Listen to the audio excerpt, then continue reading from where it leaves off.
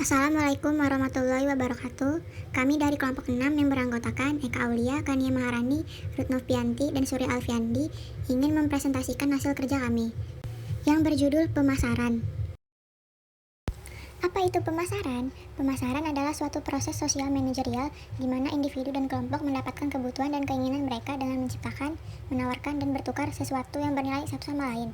Definisi ini berdasarkan pada konsep inti yaitu kebutuhan, keinginan, dan permintaan pasar, pemasaran, dan pemasar. Pemasaran adalah keseluruhan intern yang berhubungan dengan kegiatan-kegiatan usaha yang bertujuan untuk merencanakan, menentukan harga, mempromosikan, dan mendistribusikan barang dan jasa yang akan memuaskan kebutuhan pembeli, baik pembeli yang ada maupun pembeli yang potensial. Tujuan pemasaran yaitu mengenal dan memahami pelanggan sedemikian rupa sehingga produk yang dijual akan cocok sesuai dengan keinginan pelanggan sehingga produk tersebut dapat terjual dengan sendirinya. Fungsi pemasaran. Fungsi utamanya dilakukan pemasaran adalah untuk memberikan informasi tentang produk yang dijual perusahaan, untuk mempengaruhi keputusan membeli konsumen, dan untuk menciptakan nilai ekonomi suatu barang. Pasar pemasaran. Pasar pemasaran adalah besarnya pasar tergantung dari besarnya pelanggan potensial dalam kemampuan mendapatkan sesuatu yang dibutuhkan dan tempat bertemunya penjual dan pembeli dengan adanya kesepakatan kedua belah pihak dengan menetapkan harga. Pasar menurut Charman adalah pemasaran merupakan proses di mana struktur permintaan terhadap produk dan jasa diantisipasi atau diperluas dan dipuaskan melalui konsepsi, promosi, distribusi, dan pertukaran barang. Jenis-jenis pasar. Jenis-jenis pasar ada 6. Yang pertama, pasar menurut luas jangkauan. Pasar daerah adalah yang melayani permintaan dan penawaran dalam satu daerah. Pasar lokal, yang melayani permintaan dan penawaran dalam satu kota. Pasar nasional, yang melayani permintaan dan penjualan dari dalam negeri. Pasar internasional, yang melayani permintaan dan penjualan jangkauan seluruh dunia. Yang kedua ada pasar menurut wujud. Pasar konkret adalah tempat pertemuan antara penjual dan pembeli yang dilakukan secara langsung. Ada pasar abstrak, adalah pasar yang lokasinya tidak dapat dilihat dengan kasat mata. Konsumen dan produsen tidak bertemu secara langsung. Yang ketiga ada pasar menurut barang yang diperjualbelikan.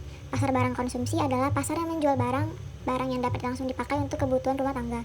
Pasar barang produksi adalah pasar yang memperjualbelikan faktor-faktor produksi. Dalam pasar ini diperjualbelikannya sumber daya produksi.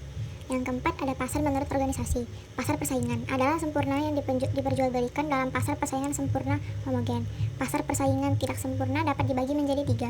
Pasar monopoli dan monopsoni, pasar persaingan monopolistis, dan pasar persaingan monopolistis.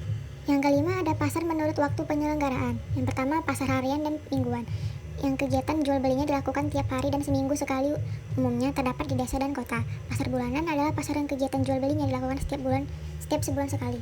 Pasar tahunan, pasar yang kegiatan jual belinya dilakukan setiap setahun sekali. Dan pasar temporer adalah pasar yang diselenggarakannya organisasi pada acara tertentu atau diadakannya tidak tetap. Dan yang keenam ada pasar menurut struktur atau bentuk.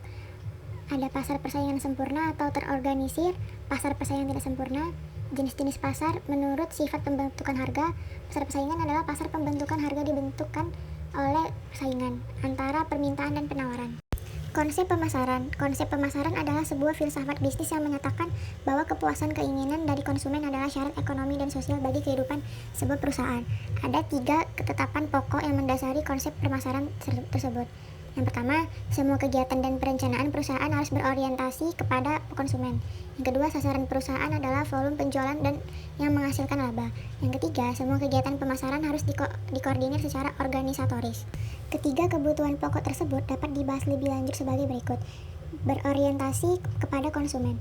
Perusahaan yang ingin mempraktikkan orientasi konsumen harus menentukan lebih dulu kebutuhan pokok dari pembeli yang akan dilayani dan dipenuhi, memilih kelompok pembeli tertentu, menentukan produk dan program pemasarannya, mengadakan penelitian dan menentukan dan melaksanakan strategi pemasaran yang paling baik.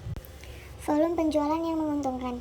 Tujuan perusahaan menggunakan konsep pemasaran adalah untuk meningkatkan volume penjualannya sehingga dapat mengoptimumkan laba atau orientasi laba. Sedangkan dengan laba dapat diperoleh beberapa hal bagi perusahaan, dapat tumbuh dan berkembang, dapat menggunakan kemampuan yang lebih besar, dan dapat memberikan kepuasan yang lebih besar. Koordinasi dan integrasi dalam pemasaran. Untuk memberikan kepuasan kepada konsumen secara optimum, maka semua elemen pemasaran yang ada harus dikoordinasikan dan diintegrasikan, dan dihindari dari pertentangan di dalam perusahaan maupun antara perusahaan dan dengan pasarnya. Dalam pelaksanaannya terdapat beberapa perubahan. Adapun perubahan-perubahan tersebut adalah perubahan dalam sikap manajemen, perubahan dalam struktur organisasi perusahaan, dan perubahan dalam metode dan prosedur manajemen. Manajemen pemasaran. Manajemen pemasaran adalah suatu usaha untuk merencanakan, menerapkan yang terdiri dari kegiatan mengorganisasikan, mengarahkan, serta mengawasi atau mengendalikan kegiatan pemasaran dalam suatu perusahaan. Manajemen pemasaran atau marketing manajemen bertugas mengukur dan menganalisis strategis proses pemasaran suatu perusahaan maupun organisasi. Manajemen pemasaran bertugas sangat penting dalam perusahaan atau organisasi karena dengan adanya manajemen pemasaran, perusahaan bisa meraih target pasar yang diinginkan dan mendapatkan lebih banyak konsumen. Bauran pemasaran. Bauran pemasaran merupakan alat yang dapat digunakan pemasar untuk membentuk karakteristik jasa yang ditawarkan kepada pelanggan. Bauran pemasaran terdiri atas 7 elemen, yaitu produk, harga, distribusi atau tempat, promosi, orang atau sumber daya alam, proses, dan lingkungan fisik. Falsafah manajemen pemasaran ada 4. Yang pertama, tahap orientasi produksi. Yang kedua, tahap orientasi penjualan. Yang ketiga, tahap orientasi pemasaran. Dan yang keempat, tahap orientasi pemasaran sosietal. Strategi produk dalam mempelajari pemasaran. Yang pertama, marketing situation analysis. Manajemen pemasaran memerlukan berbagai informasi sebagai pertimbangan untuk mendesain strategi pemasaran. Analisa persaingan perlu dilakukan dalam strategi yang digunakan oleh lembaga sejenis, kekuatan dan kelemahan kompetitor, dan kompetitor pesaing. Yang kedua ada designing marketing strategi. Mendesain strategi pemasaran berarti lembaga harus mengatur penetapan dan pencapaian target market, menetapkan positioning. Program positioning ini adalah keterpaduan antara kualitas produk, saluran distribusi, harga, dan promosi. Strategi pemasaran yang akan diutamakan ketimbang tergantung pada pemimpin, keadaan produk, proses dan sasaran konsumen yang akan dituju. Yang ketiga ada marketing program development. Pengembangan program pemasaran perlu ditunjang dilengkapi oleh alokasi finansial, human, dan sumber-sumber. Pada setiap elemen bauran pemasaran perlu dikembangkan programnya. Dan yang keempat ada implementing and managing marketing strategy. Pengimplementasi strategi pemasaran perlu diatur manajemen pemasaran dengan menempatkan orang yang cocok dan bertanggung jawab dalam merencanakan, menggerakkan, mengevaluasi, dan pengawasan. Sekian dari presentasi kami. Apabila ada salah kata, kami mohon maaf. Assalamualaikum warahmatullahi wabarakatuh.